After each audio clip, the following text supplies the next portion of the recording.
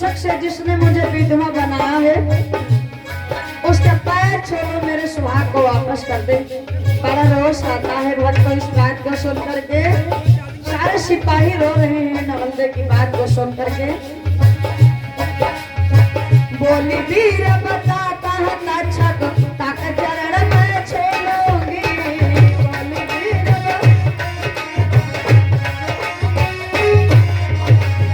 रोष सुनी ना सुख के बाढ़ो, रोष सुनी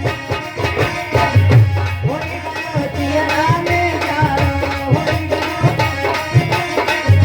कुंवर के पति की लाश उठाए, कुंवर के दई तप तार बाहर पे गवाए, दई तो यहाँ अनरीत लखी सरकन में अरे सबको हृदय भागो। आज कही रहे दुपट दई लगाके, आज कही रहे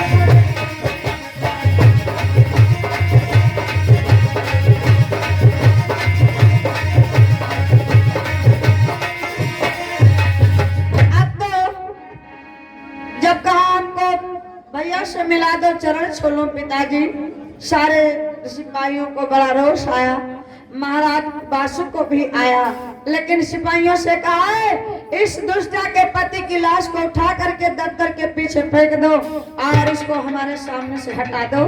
बंधु अब वो क्या कर सकते हैं, राजा के आगे के सिपाहियों की क्या चलती है, उन्होंने वही किया, परीक्षित की लाश को फेंक दिया बाहर। अब तो नवलदे वहां से उठ करके आई पति के पास, बैठ करके फूट फूट करके रोने लगी। अब न भैया सहायक और न पिता और न माता, नारी के लिए सर्वस्व नारी का पति ही सुख देने वाला होता है। ऐसे समय में जब कोई साथ नहीं देता तब किसकी याद आती है? कहते दुख में सिमरन सब करें, सुखमा करें न कोई, और सुखमा सिमरन जो करें तो दुख कहेगा कोई। ऐसे समय में यहाँ पर एक भजन की लाइन है, आपको सुना दूं। नवलदे रोती है, ऐसे समय में भगवान की याद आती है, आपको भी सुना दूं कि राम भजन की है, राम भजन की है, बेला आंधे साह में लागी रहो है। राम भजन की है, बेला आंधे साह में लागी रहो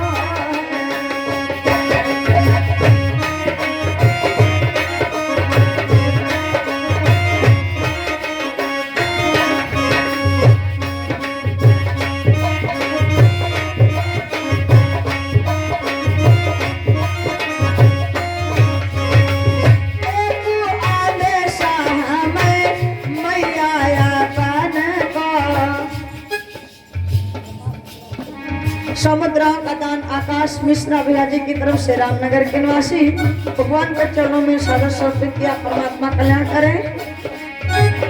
एक आदेश हमें मैया कान को,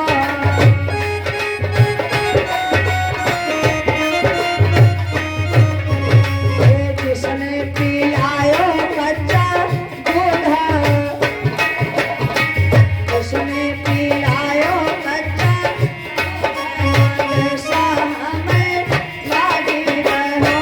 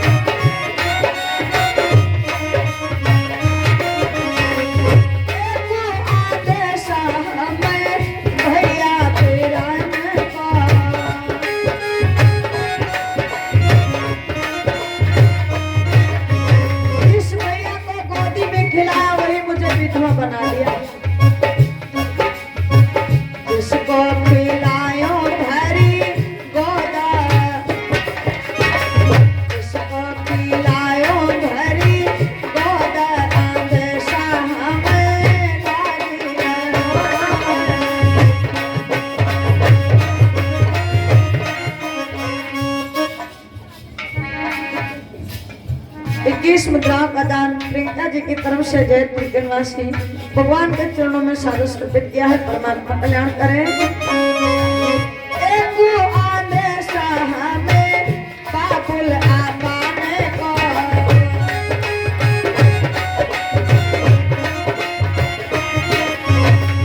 एक आने साहा में बाबुल आबाने को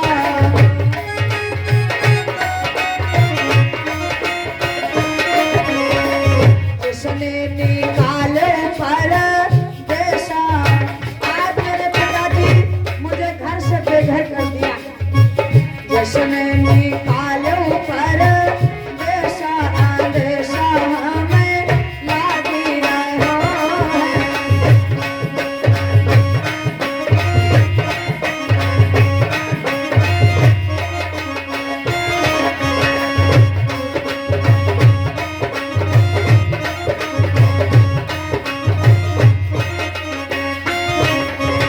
इस प्रकार से आज नवलदेव विलाप करती है। ऐसे समय में भगवान की याद आती जब कोई साथी नहीं होता। फिर उसने विचार किया कोई बात नहीं है, मेरे गुरु की विद्या बंगाल में फैली है, मैं अपने पति को बंगाल को लेकर के जाऊंगी। वाह, धैर्य को नहीं छोड़ा। उसकी ऊंची सोच नहीं है, कितनी ऊंची है कि अपने पति को बंगाल ले जाऊंगी। अरे रानी भाई निराश छूट गई आशा, अपने पति के कंधे पर रख करके चल पड़ी। तो धरी के पति की लाश शीश पे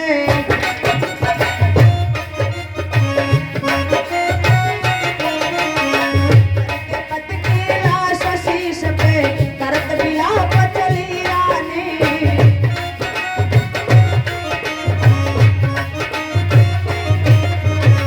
पहुंच जाए समुद्र किनारे, संगन है कोई प्राणी।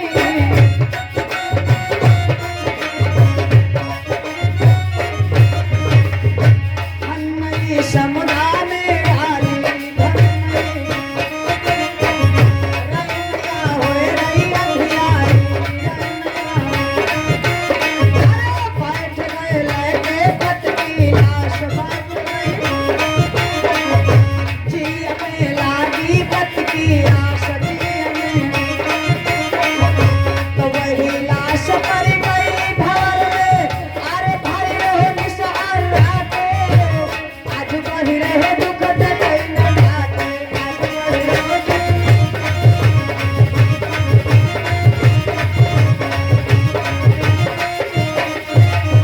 अब तो नवलदेव क्या करती है, गई समुद्र के किनारे एक घनई को बनाया और उसी में अपने पति को लिटा लेती है। रानी स्वयं बैठ लेती है और समुद्र में छोड़ देती है।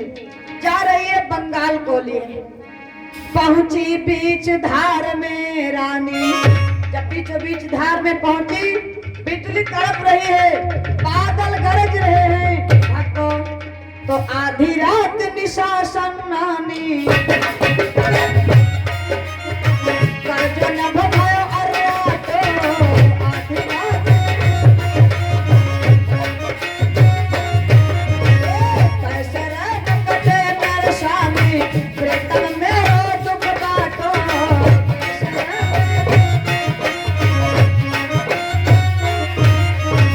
अपने मृतक पति से कहती है, स्वामी आवाज लगाओ, मेरे दुख को बांटो।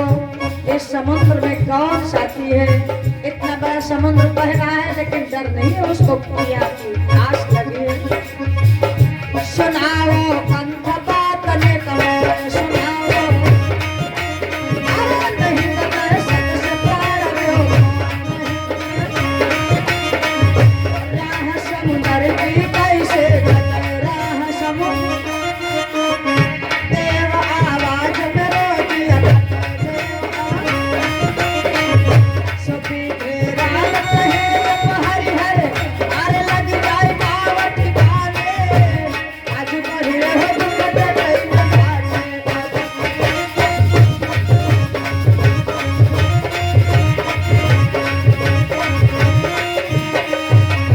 21 मुद्राओं का दान राजेश दादाजी की तरफ से भगवान के चरणों में सादर समर्पित हुई है। परमात्मा की तरफ से मंगलमय कामना। अब तो अपने पति से कहती है आवाज लगाओ मेरे दुख को बांटो। लेकिन भी कुछ विद्वान कहते हैं कि लाश ने हुंकारा लगाया, कुछ विद्वान कहते हैं कि तक्षक स्वयं घरने के नीचे छुपा जा रहा था। इतना बैर परीक्षित को डसा, गुरु के मंच को फेंकवा दिया और आज लाश ले जा रही तो साथ ही जा रहा है कि वहां अगर ये जीवित हो जाएगा तो फिर से डसेंगे, ऐसा प्रण है। लेकिन पहुंच गई, लगी पार से लाश, घाट पे आए ठिकानी, कमरू के नर नारी देखी आए वे रानी, रहे धनवान सिहाय, सो गंगा धोबन जादू करके ले गई लाश चुराए, और लेके लाश भवन में पहुंची खुशी मनाई जाएगी। नवल इस पार से उस पार गई, गन्ने को बांध दिया, पति की लाश को समुद्र पे लिटाया ऊंचे घाट पे और अपने पति के पास सो गई। रात भर की जगी थी, सोचा आराम कर लो तो एक गंगो धोबन आई, उसके पति की लाश को चुरा ले गई। जब वो सो रही थी परीक्षित की लाश की भी चोरी हो गई और वो अपने घर को जाती है। परीक्षित को दिन में गधा बना लेती है और रात में मनुष्य बना करके सोती है। दिन में गधा बना करके कपड़े लाद करके घाट पर धोती है अपनी जादू विद्या से, रात में मनुष्य बना करके और साथ में आराम करती है। जरा विचार करो। लेकिन अब जब जगी नवल दे तो देखा पति की लाश नहीं है। जब पति की लाश को देखा नहीं है तो विलाप करने लगी, घर नहीं पर सर को पटक पटक करके रोती है। बंधु अब उधर जब ज्यादा समय हो गया, आपको थोड़ा संक्षेप में सुना रही हूँ, विस्तार पूर्ण से नहीं, जरूरी भर की बात समझिए क्योंकि समय कम है। तो अब तो नवलदे जगी थी, रात भर की सो गई, फिर जगी तो पति नहीं है, लाश नहीं है उसकी, तब विलाप करती रोती थी। तो कुछ देवियां आई स्नान करने के लिए, तो पूछा बहन क्यों रो रही हो? तो कहा हमारे पति की लाश की चोरी हो गई है, मैं हसनापुर से आई हूँ, पता नहीं कौन सी जादूगरनी चुरा ले गई है। तो वह देवियां कहने लगी बहन रोवो नहीं, हमारे यहाँ का राजा बड़ा न्यायी है और जो ले गया होगा लाश को तो या तो तुरंत ला करके देगा, नहीं तो राजा उसको बड़ा दंड कठोर देता है। हमारे यहाँ का राजा न्यायी है, रो मत, अभी लाश मिलेगी मत दो। जादूगरनी वापस गई और जा करके राजा से बताया, कहा राजा एक दुखिया आई है, घाट पर बैठी रो रही है, उसके दुख को वर्णन नहीं किया जा सकता है, इतना विलाप करती है उसके पति की लाश को, पता नहीं कौन सी जादूगरनी चुरा ले गई। सुन के जिक्र न पति कमरू ने, राजा बंगाल जैसा होना चाहिए, ऐसा राजा हो तब तो काम बन जाएगा, और नहीं तो बहुमत यमत बाल मत बिन नरेश को राज, सुख संपदा के कौन कहे प्राण बचाई बड़ी आज। आपको यहाँ पर एक छोटा सा उदाहरण सुना दूं, याद आ गई बात, बहुमत वाली बात बता दूं। पहले ऐसे पंचायत राज इकट्ठा होती थी, फैसला हो जाता था, लोग उसको मान लेते थे। अब तो कोर्ट कचहरी तक बात नहीं मानी जाती है, मरते वक्त तक लोग बात को नहीं सुनना चाहते हैं, नहीं मानते हैं जब अपने प्रण पे आ जाते हैं। लेकिन पहले छोटा मोटा दंड मिल जाता था पंचायत राज में तो लोग बात मानते थे, डरते थे। एक हंस हंसनी का जोड़ा था, यानी प्राण बचाई, बड़ी भाग वाली बात बता दूं। एक हंस हंसनी का जोड़ा था, तो हंसनी कहने लगी अपने पिया से कि चलो हमको कोई दूसरे देश में टहला लाओ। तो हंस कहने लगा नहीं, अपने यहाँ सब कोई अपना अपने देश में, दूसरे देश को जाओगे वहां कोई नहीं मिलेगा अपना। तो नहीं मानी, जिद कर दिया, तो कहा चलो। तो हंस और हंसनी दोनों गए, तो दूसरे जंगल में, दूसरे के जंगल में गए, बैठे जा करके। तो वहां कोई पक्षी नहीं थे, तो दो ही एक पेड़ पर बैठे। जब कोई पक्षी नहीं था तो ये दोनों जब पहुंचे तो हंस कहता है कि ये जंगल वीराना जैसा लगता है। तब तक हंसनी ने, एक उल्लू बैठा था डाल पर, उसको देख लिया। तो हंसनी कहने लगी सुनो, इस जंगल को किसने वीराना किया है? इस उल्लू ने किया है। अब उल्लू को बड़ी गुस्सा आ गई कि इस जंगल को हमने वीराना किया, अभी इसको पता चलेगा किसको किसने वीराना किया। इतना कह करके हंस और हंसनी दोनों उड़े। तब तक उल्लू जा करके और हंसनी को दबोच लिया, पकड़ लिया, कहा तुमको नहीं जाने देंगे, तुम मेरी। तो उल्लू कहता हंसनी मेरी है और हंस कहता हंसनी मेरी है। तो द्विपर दे तो फैसला कटेगा नहीं जब तक तीसरा नहीं आएगा। तो किसको बुलाया? अब उल्लू ओ हंस ने कहा दूसरे देश में है, यहाँ जब तक अपना तो कोई है नहीं। तो कहा भैया झगड़ा नहीं करेंगे आपसे, पंचायत राज बुला लो, हमारे वहाँ ऐसे ही होता है। तो पंचायत राज बुला लो, अगर पंचायत राज कह दे कि हंसनी तुम्हारी है तो तुम ले लेना और नहीं तो हंस को दे देना। हंस ने कहा। तो कहा हाँ हाँ बुलाओ। तो 3 बार सीटी बजाया उल्लू ने। सारे पक्षी इकट्ठा हो गए उसी जंगल में। जब आकर के इकट्ठा हो गए तो पक्षियों ने पूछा तुम सब मुझे क्यों बुलाया? तो उल्लू ने कहा कि ये बताओ, पंचायत राज से पूछा कि हंसनी मेरी है कि हंस की है। तो सब बच्चे एक दूसरे को देखने लगे। कहा किसको बताया? अरे उल्लू अपने देश का है, ये दोनों दूसरे देश के हैं, इनसे कोई मतलब नहीं। सब एक आवाज में बोला, इशारा हो गया। कहा हंसनी उल्लू की है, हंसनी उल्लू की है, हंसनी उल्लू की है। फिर से फर्र मार करके चले गए। 3 लोग बचे, उल्लू और हंस हंसनी। तो भाई हंस ने जब सुना कि पंचायत राज ने कह दिया कि हंसनी उल्लू की है तो अब इसमें हमारी तो चलेगी नहीं। तो कहा ठीक है। अब हंस अकेले चला। कहा ठीक है ले लो इसको भाई, अब आप क्या कर सकते हैं, यहाँ दूसरे देश में तुम लड़ सकते हो, नहीं लड़ पाओगे। तो जब चले तो उल्लू ने कहा लौट आओ। वो पिया पिया कह करके चिल्लाने लगी। तो उल्लू ने तुरंत वापस बुलाया, हंस लौट गया। कहा तुमने क्या कहा था? तुमने कहा था इस जंगल को किस वीराना जैसा लगता, तो तुम्हारी हंसनी ने कहा था इसको उल्लू ने वीराना किया। आज तो तुमको पता चला होगा किस जंगल को उल्लू ने वीराना किया, किस पंचायत राज ने वीराना कर दिया। क्या इस पंचायत राज को ये नहीं दिखाता था कि हंसनी हंस की है कि उल्लू की है? इसको तो अच्छा फैसला करना चाहिए था। इसलिए कहा है बहुमत मत बाल मत, बिन नरेश को राज और सुख संपदा के कौन कहा प्राण बचाए बड़ी।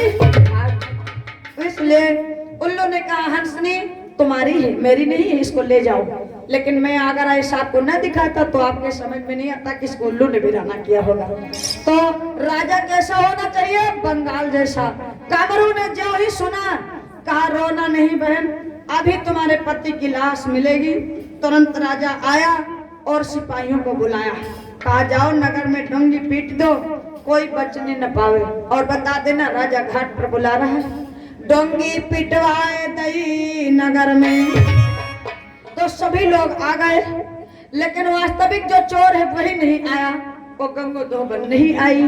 तो राजा ने जब सुन पाया तो पुनः संदेशा भेजा। तो फिर से गए सिपाही और उसको गधा समेत पकड़ लाए। राजा ने कहा बांध दो इसको पेड़ में और चला दो इसको ऊपर कोड़ा। तो पकड़ करके लाए, कोड़ा चलाने लगे। तो ही बोल पड़ी बक्सो भूल खता भई मौसो, तो तोड़ो गड़ो गधा को धोबन।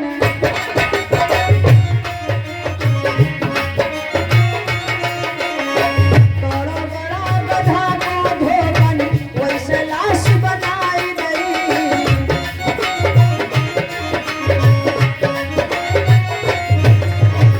बोल भूख मिलो पति तेरा, रहो मत समझाए दई। बोले भूख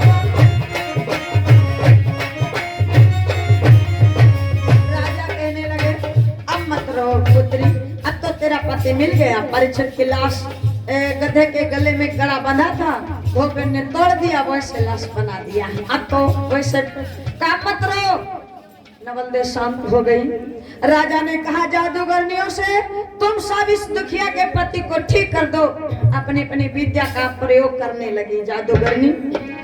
बैठी नारी चला रही विद्या, अपनी अपनी विद्या का प्रयोग किया, लेकिन विधि का विधान कैसा है? आयो अंत जोर भयो विष को,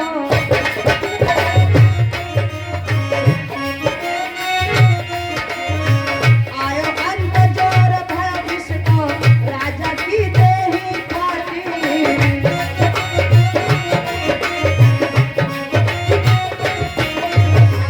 आभहीन भयो तन जाको, पड़ रही भूमि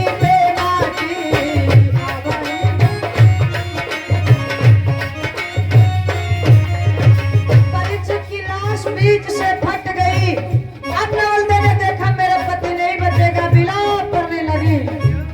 आकाशवाणी हुई है नवल दे रोना नहीं अपने घर को जाओ। हार रही गए तन पानी गयो हार रही अरे भरोसो तेरी आगे बढ़ गयो भरोसो पेट पानी भई न घटी तरफ पेट होए को कुंवर हने को शरफ होई तेरो तो ढूंढी ढूंढी को हन सरपन को अरे पैदा होई जाए फल को आज बढ़ रहे हो दुख दबाई न ढाटे आज बढ़ रहे हो।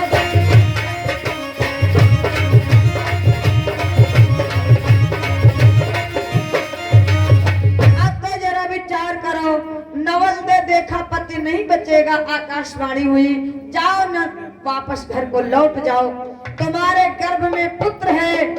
3 महीने का गर्भ था नवल दे के जब सर्प ने डसा था परीक्षित को तो कहा जाओ तुम और तुम्हारे गर्भ में पुत्र है और इसका बदला ले लेगा और मेरा सहारा छोड़ दो। आकाशवाणी हुई जैसे नवल दे इस बात को सुना भक्तों तो काज क्रिया करनागिनी और पति से भई निराश। अब तो उसने क्या किया साड़ी का कफन बनाया और हड्डियों को बटोर करके समुद्र के किनारे दफन कर लिया और घन्नई को छोड़ लिया उसमें फिर बैठ लेती है आ रही है अपने घर को लेकिन गुनगुनाती है गाती नहीं रोती है बल्कि बिलाप करते हुए आ रही है।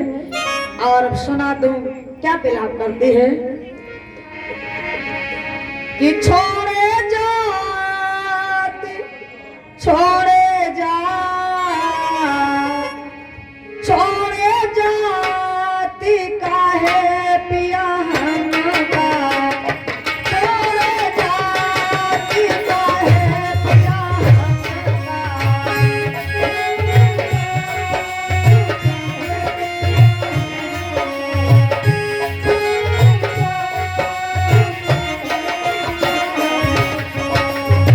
छोड़े जाती काहे पिया हमका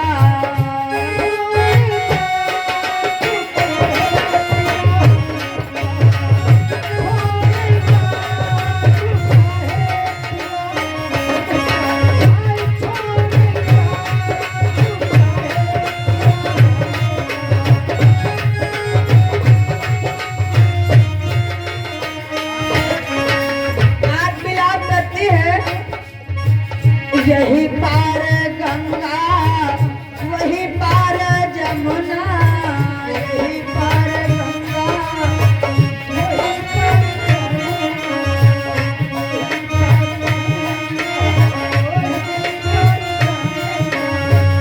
बीच में नैया बोले जाती काहे पिया हमका छोड़े जाती काहे पिया हमका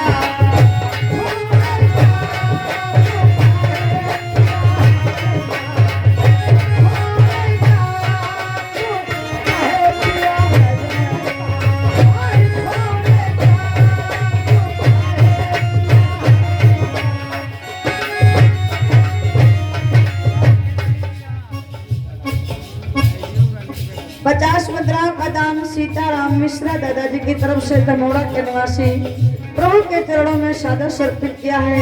परमात्मा की तरफ से मंगल में कामना। धन्यवाद। जय गुरुदेव जय श्री सीताराम। और रो रही है क्या कहती है हाथ गुलेला प्रेम रसगुल्ला हाथ गुलेला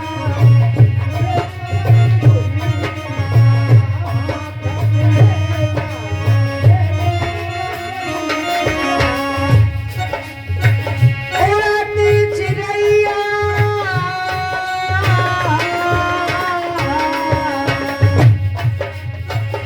उड़ा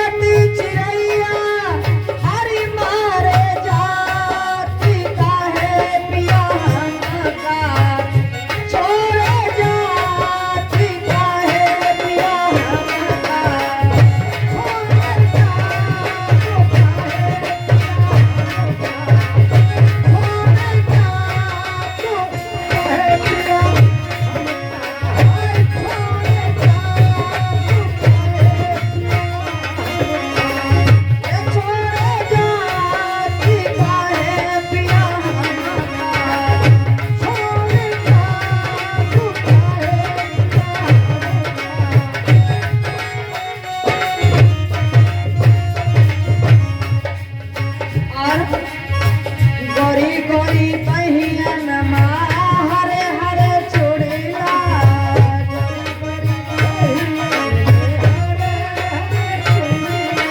गोरी गोरी गोरी बहियन माँ हरे हरे चूड़िया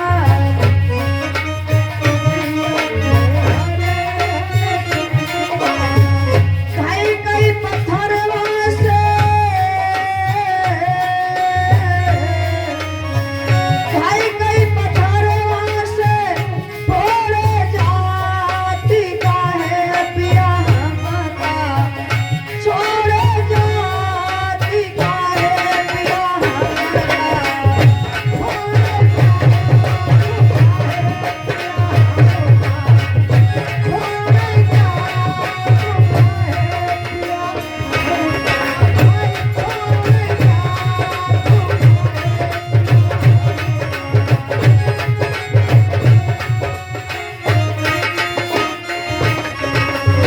छोड़े जाती का है पिया हमका छोड़े जाती का है पिया हमका छोड़े जाती का है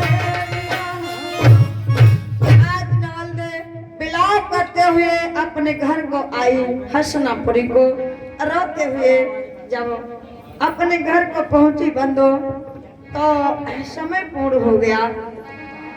जब समय पूर्ण हुआ तो गर्भ से पुत्र पैदा हुआ जिसका नाम तेजवंत गुणवान 12 बरस को हुई गयो। पुत्र का नाम जन्मेजय रखा। यही तो प्रसंग है महाभारत का भक्तों कृष्णान का। पुत्र का नाम जन्मेजय रखा। वो परीक्षित का बेटा है और एक दिन अपने माँ से पूछने लगा जब 12 साल का हो गया बड़ा तेजवान है तो तेजवंत गुणवान 12 बरस को हो गयो। सो माता से पूछ रहा है बयान अरे जननी बता मेरे दादा को काबी दिखायो काल ने। जब 12 साल का हो गया तो अपनी माँ से पूछने लगा मैया मेरे पिता की मृत्यु किस प्रकार से हुई है। तो आंखों में आंसू आ गए नवलदे क्योंकि बड़ा दुख उठाया था उसने फिर भी पति हाथ नहीं लगा तो रो करके बोली। सुन के बात कुंवर से बोली अरे मेरा पिता नना तेरा छोना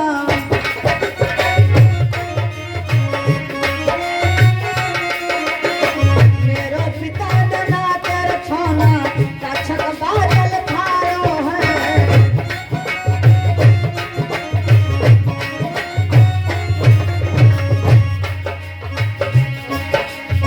जाने कुंवर भेज दियो जालिम जाने बादल थारो है।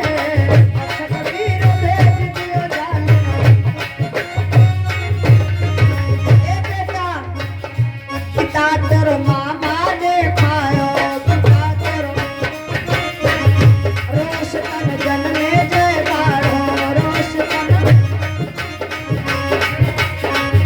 शेष सबरे हनिगारो शेष सब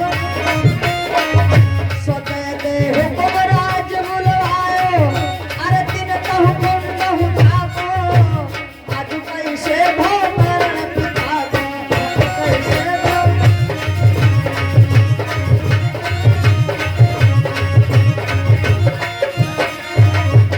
अब तो बंदो पिता के बता दिया मृत्यु कैसे हुई। कहा भैया तेरा मामा ने तेरे पिता को खा लिया तेरे मामा ने मार डाला है और सारे दुख का वर्णन अपने पुत्र से करिया जन्मेजय से किया।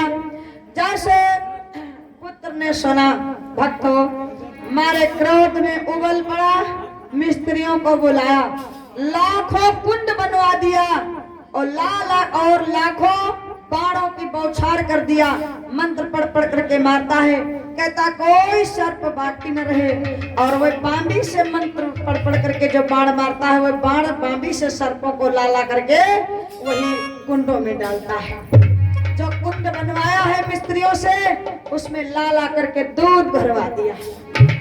दूध मंगाए कुंड भरवायो और ठोकी ताल भुजा फटकारी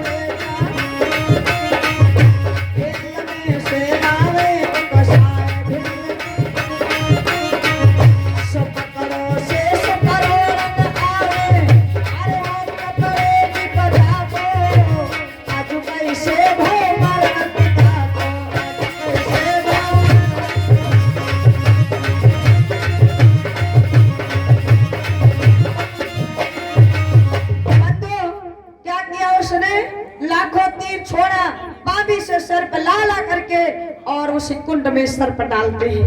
इतने आ गए, तीनों लोगों के सर्प आ गए, लेकिन लाखन तीर कुंवर ने छोड़ो, एक तो नहीं लाखों छोड़ दिया, लेकिन अब एक वही बचा है, मामा नहीं मिल रहा है, सारे तो आ गए हैं।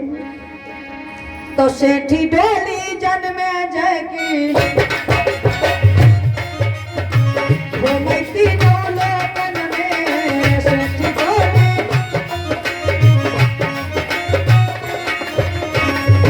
नाग सब भूतल पे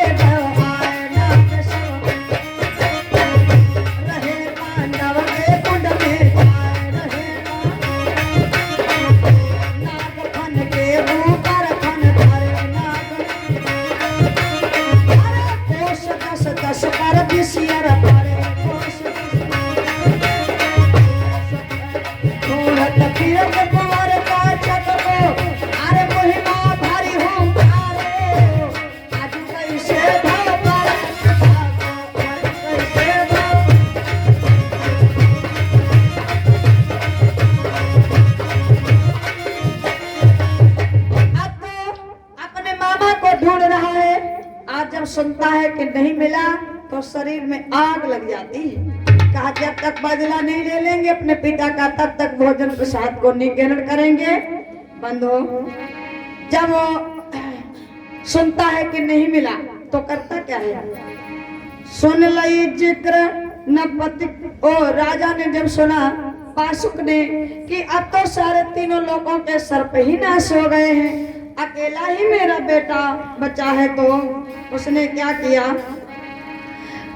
3 बार मंत्र पढ़ करके मारा तो जा करके सर्प के वही जो तक्षक था उसको बिंधा लिया बाणों ने। अकेला ही बचा था, जब बाणों ने बिंधा लिया तो ढूंढत फिरत कुंवर तक्षक को, तो सुन ले खबर दुबकी गयो बैरी।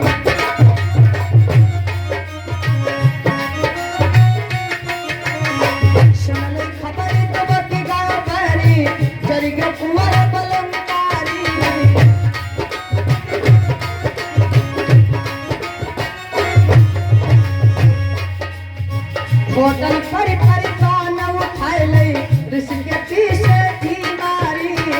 होटल परी परी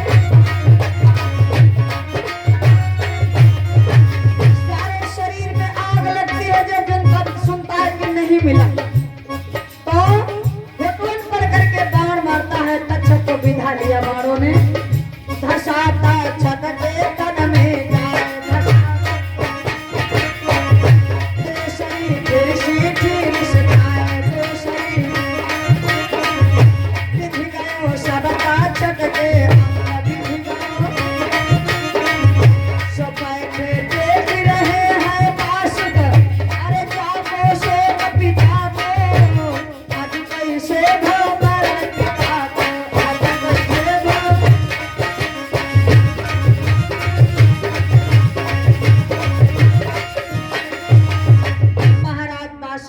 देख रहे तीनों लोगों के सर्प समाप्त और जो तक्षक बचा था उसको भी बाणों ने बिंधा लिया। जब बासुक ने देखा तो कहा अब तो हमारा वंश नहीं बचेगा, यही अकेला बचा था।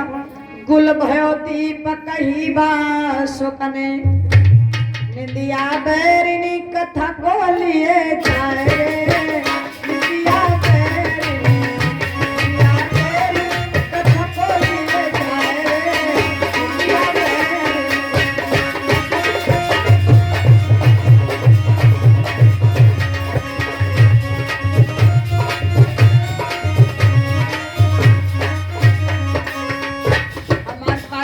सोए रही, हाँ दादा लोग तो खैर जाग रहे हैं, मैं देख रही हूँ, लेकिन हमारे पालते खूब स्वागत। अब करें का 9 दिन हो गए जागत जागत। आज अष्टमी वाली पूरी रात जागे और दिनों सोए के 1 मिनट बैठक नहीं पाई, तो क्या करें, नींद तो लगती ही है, लेकिन आओ थोड़ा आप आनंद लो। फिर अभी समय आ रहा है धीरे धीरे आरती का, तो जरा विचार करो।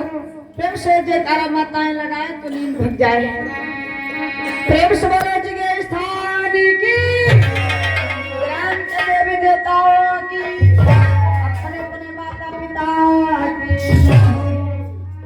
वैसे एक बात बता दूं, बहुत लोग हैं कहते हैं कि जो हमको रात में जागने को मिलता है। एक दादाजी थे तो भागवत तो जब वो कथा भागने